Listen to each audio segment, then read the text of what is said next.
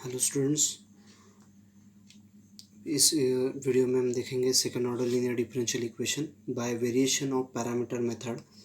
तो इस पर एग्जांपल देखेंगे। जैसे पिछली वीडियो में हमने कुछ वर्किंग रूल देखे थे, तो उसी वर्किंग रूल का इस्तेमाल करके अपने को यह एग्जांपल सॉल्व करना है।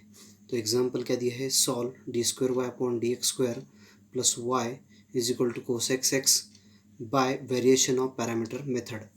तो चलिए इसके प्रूफ की ओर बढ़ते हैं। तो सबसे पहले क्या बोलेंगे, यहाँ पे गिवन डिफरेंशियल इक्वेशन क्या है, यहाँ पे D square Y upon D x square plus Y is equal to cosec X. ठीक है, और इसको इक्वेशन नंबर 1 बोलेंगे। वैसे देखा जाए तो ये स्टैंडर्ड फॉर्म में ऑलरेडी, तो इसको कन्वर्ट करने की कोई ज़रूरत नहीं। तो चलिए अभी इसको कंपेयर करेंगे second order linear differential equation के साथ। तो हियर कंपेयर करेंगे तो यहाँ पे ऑलरेडी पी का जो टर्म दिया नहीं है, तो पी का टर्म मिसिंग है, तो इसलिए डायरेक्ट मतलब P into D Y upon D X term missing है, तो पी इज इक्वल टू 0 आएगा। क्यू इज इक्वल टू जो है यहाँ पे 1 आएगा, and R is equal to जो है कोसेक एक्स आएगा। जैसे स्टैंडर्ड फॉर्म के हिसाब से देखा जाए तो क्यू आया था, तो इसलिए क्यू इज इक्वल टू 1 आएगा। ठीक है, अब कंसिडर द इक्वेशन। अपना इक्वेशन क्या है कंसिडर करेंगे। Consider the equation. ठीक है, तो D square Y upon D x square plus Y is equal to 0, जैसे हमने कंसिडर किया था सेकेंड ऑर्डर लीनियर डिफरेंशियल के हिसाब से। तो यहाँ पे D square Y upon D x square plus Y is equal to 0 आएगा। ठीक है, मतलब R H S is equal to 0 लेना पड़ेगा यहाँ पे सेकेंड एल डी के हिसाब से। ठीक है, तो यहाँ क्या बोलेंगे, since equation second is second order linear differential equation with constant coefficient.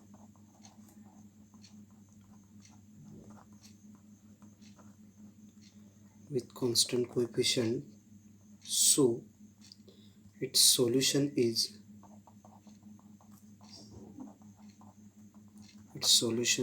इसका सॉल्यूशन क्या रहने वाला है, y is equal to C F plus P I. ठीक है, तो वैसे देखा जाए तो यहाँ पे पी आई ऑलरेडी 0 है, तो यहाँ पे हम क्या लेंगे, y is equal to only C F आएगा। ठीक है, तो यहाँ पे मेंशन करेंगे since R H S is 0, hence so P I is equal to कितना है, 0 है। तो ये ब्रैकेट में मेंशन करेंगे यहाँ पे। तो अपने को सिर्फ y is equal to C F ही फाइंड करना है यहाँ पे। ठीक है, तो चलिए अभी सेकंड इक्वेशन का ऑक्सिलरी इक्वेशन लेंगे इसका सी एफ फाइंड करने के लिए।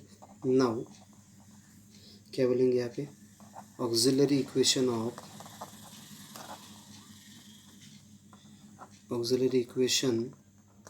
For second is.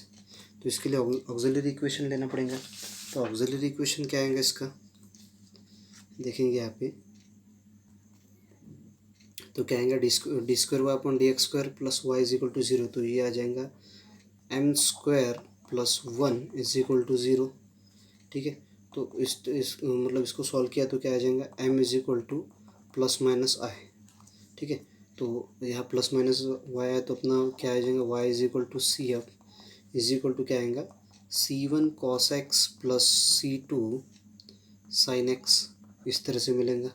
ठीक है, ये होगा y का वैल्यू, तो इसको बोलेंगे हम इक्वेशन नंबर 3 यहाँ पे। ठीक है, तो जैसे यहाँ पे जो C1 cos x है, इसको हम u ऑफ x बोलेंगे, और यहाँ पे जो sin x है, इसको हम यहाँ पे v ऑफ x कहेंगे जैसे। ठीक है, तो यहाँ पे क्या आएगा, let the complete solution of equation 1 is, तो इक्वेशन 1 के लिए कंप्लीट सॉल्यूशन क्या आएगा, y is equal to A of x, आपको मालूम है। अब इनटू क्या लेते थे हम, u ऑफ x, और u ऑफ x क्या है, यहाँ पे cos x है। सो a of x into cos x plus b of x into v of x क्या है, sin x है, इंटू sin x। ठीक है, तो इसको डालेंगे हम ब्रैकेट में, ठीक है। सो यहाँ पे ए ऑफ एक्स और बी ऑफ एक्स क्या है, फंक्शन है किसके, एक्स के। तो यहाँ लिखेंगे where A of X and B of X are the functions of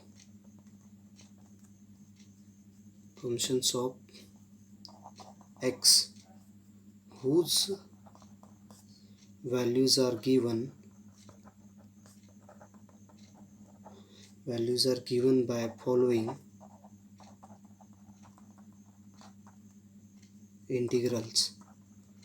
तो उसका वैल्यू दिया है, नीचे दिया हुआ। So A of x is equal to कितना आता जी, so A of x is equal to क्या आएगा यहाँ पे, A of x is equal to minus integration of, जैसे आपको याद होना ये integral, so V of x into R upon u into v dash minus u dash into v d x plus C three and B of x क्या था, B of x is equal to integration of u of x into R upon same term u into v dash minus u dash into v d x plus c four, ठीक है।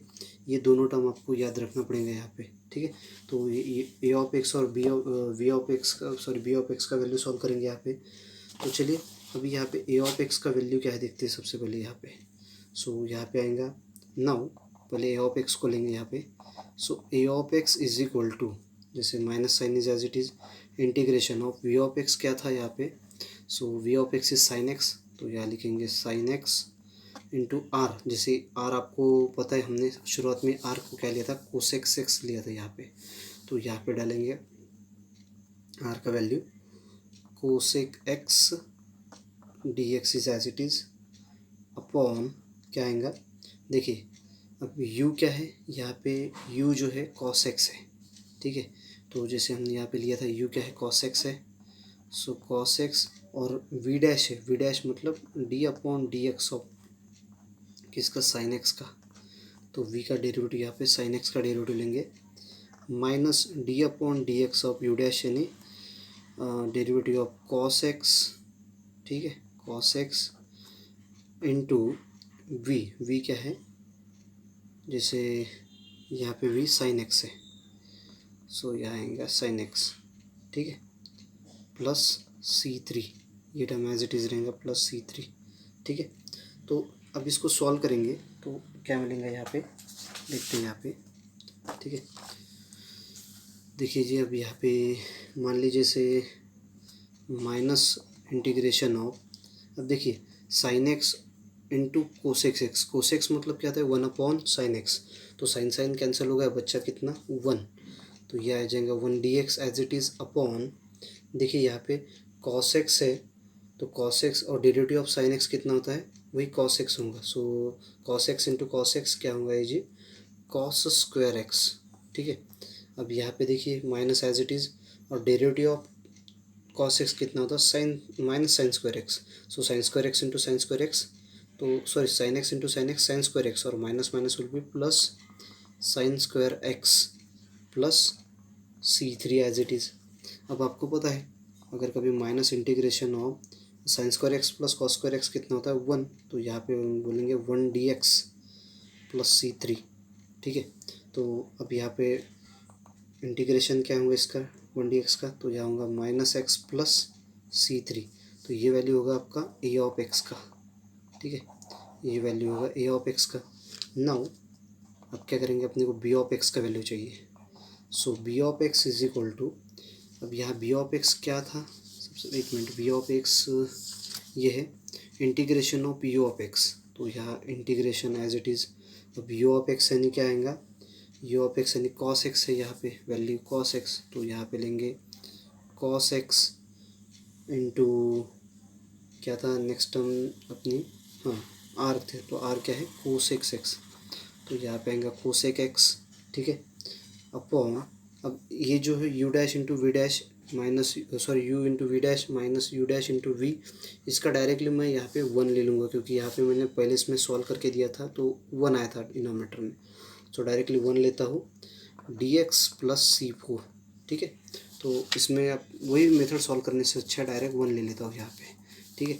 तो आगे क्या होगा इसका, देखिए इंटीग्रेशन ऑफ, अब cos x is as it is, अब ये कोस एक्स मतलब कितना होता है 1/sin x, तो ये अपॉन में sin x चला जाएगा, ठीक है, dx प्लस c4, ठीक है।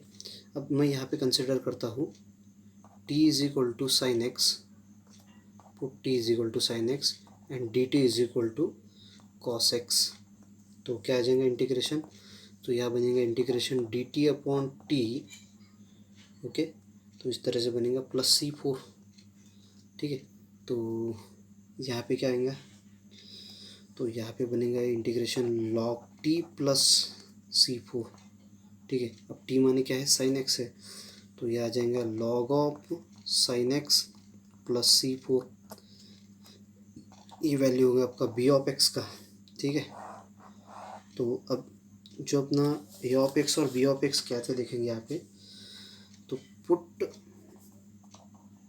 वैल्यू ऑफ किसका, a of x and b of x, तो ये दोनों वैल्यू का हट निकले इनटू कंप्लीट सॉल्यूशन, तो ये कंप्लीट सॉल्यूशन में पुट करना है अपने को, complete solution of 1 we get, तो 1 का कंप्लीट सॉल्यूशन, तो इसका कंप्लीट सॉल्यूशन क्या था, तो इसका कंप्लीट सॉल्यूशन ये था, यहाँ पे हमने लिखा था y is equal to A of x into cos x plus B of x into sine x, ये इसका कंप्लीट सॉल्यूशन था। तो इसमें वैल्यू पुटअप करेंगे हम यहाँ पे, ठीक है। तो क्या आ जाएगा यहाँ पे, y इज इक्वल टू सबसे पहले है ए ऑफ एक्स, तो ए ऑफ एक्स क्या है minus x plus c3 into u of x, ठीक है, प्लस बी ऑफ एक्स क्या है log of sine x plus c4 into v of x, ठीक है, इस तरह से दिया है यहाँ पे। तो आगे क्या होंगे यहाँ पे, अब यू ऑफ एक्स और वी ऑफ एक्स का वैल्यू डालेंगे, so y is equal to minus x plus c3, u of x का वैल्यू है cos x plus log of sine x plus c4 और वी ऑफ एक्स का value क्या है sine x, ठीक है।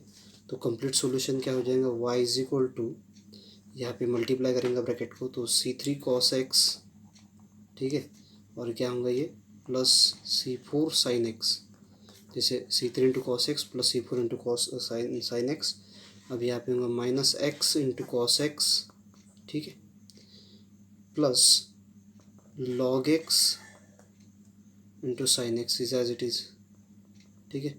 तो इस तरह से इसका यह कंप्लीट सॉल्यूशन मिलने वाला है। So this is the complete solution of equation 1, ठीक है। तो इस तरह से अपने को सॉल्व करना था स्टूडेंट्स।